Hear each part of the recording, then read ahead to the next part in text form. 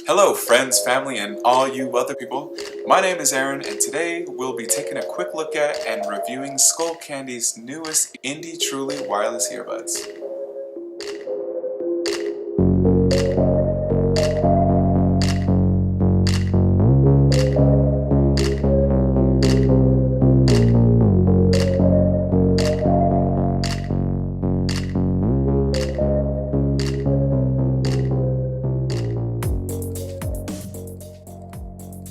Skullcandy's newest earbuds are their first truly wireless earbuds developed in the style of Apple's AirPods. Currently they only come in black and have a great looking matte with partial shine finish.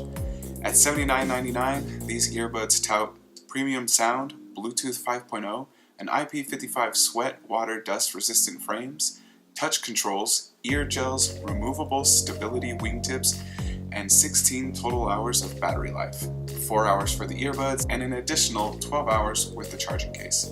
So how do they measure up? Well, let's start with the good stuff.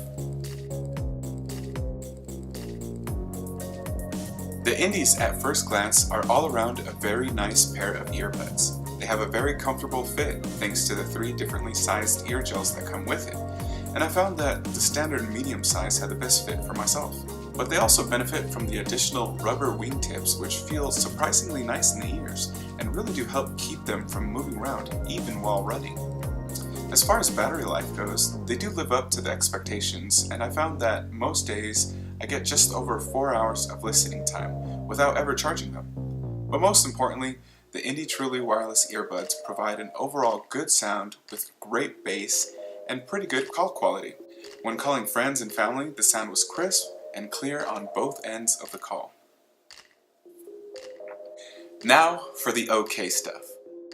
The Indy earbuds, unfortunately, do not feature wireless charging, and I feel like this isn't necessarily a must, especially at the price tag of $80, but it would be a nice to have. Also, they feature touch controls, which usually works well, but is not without its issues. You can single tap the right earbud to increase the volume, tap the left earbud to lower it, long press the right to skip to the next track, long press the left to go back, and double tap the right one to play or pause. Now the touch itself is pretty sensitive, so it always reacts to my actions as intended, but they also pick up unintended touches because of that high sensitivity. But it's not really a big issue for me.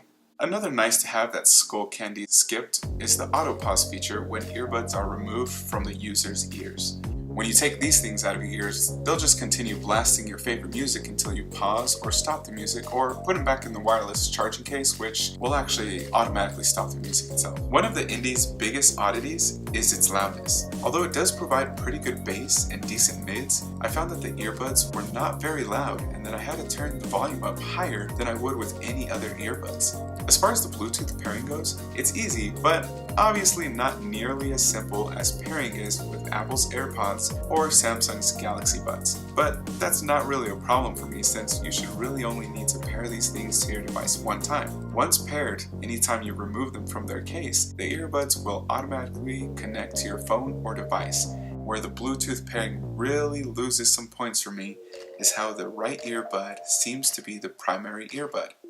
This means that for those of you who would like to listen to only one earbud at a time while the other charges in its case, you'll only be able to use the right earbud. If you try to put the right earbud back in the case while listening with the left earbud, the Indies will disconnect from your device. While I'm being nitpicky, another thing that bothers me about the Indies is the robotic voice that tells you anytime the earbuds have been powered on or off or have been disconnected or connected to your device. Also not a very big issue, but it just sounds odd.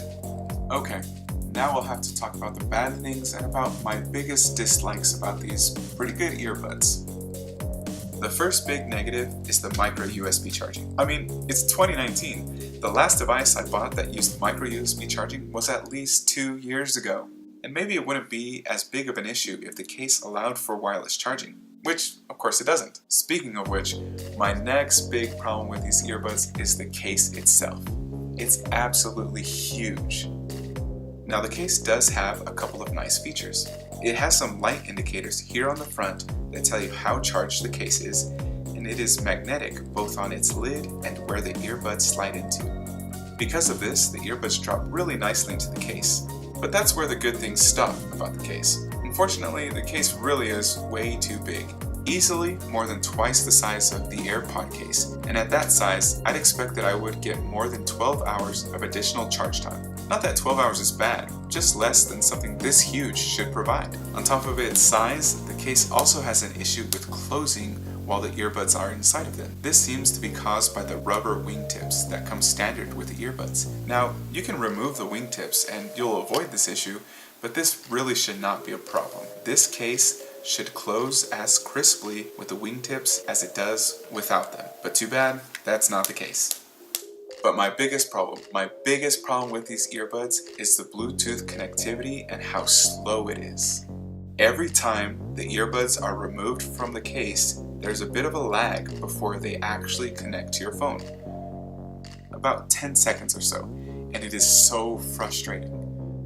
I can't tell you how many times I've taken these things out to use them, waited several seconds, and then pressed play on my phone just to have the sound blast from my phone speakers because the earbuds haven't finished connecting to my phone.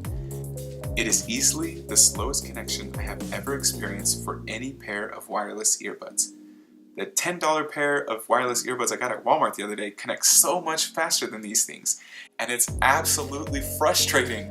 And although that doesn't really seem like a big issue, sure, waiting 10 seconds after you've removed these things from your case to listen to your music or watch your Netflix or whatever it is you're doing. But in a world where consumers now demand instantaneous speed, these things just do not perform as well as expected.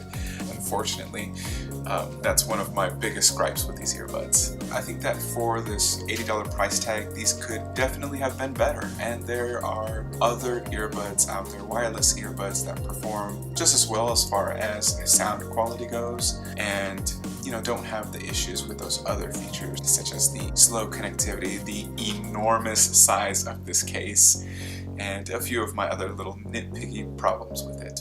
Overall, they are decent earbuds. Maybe not worth $80 though.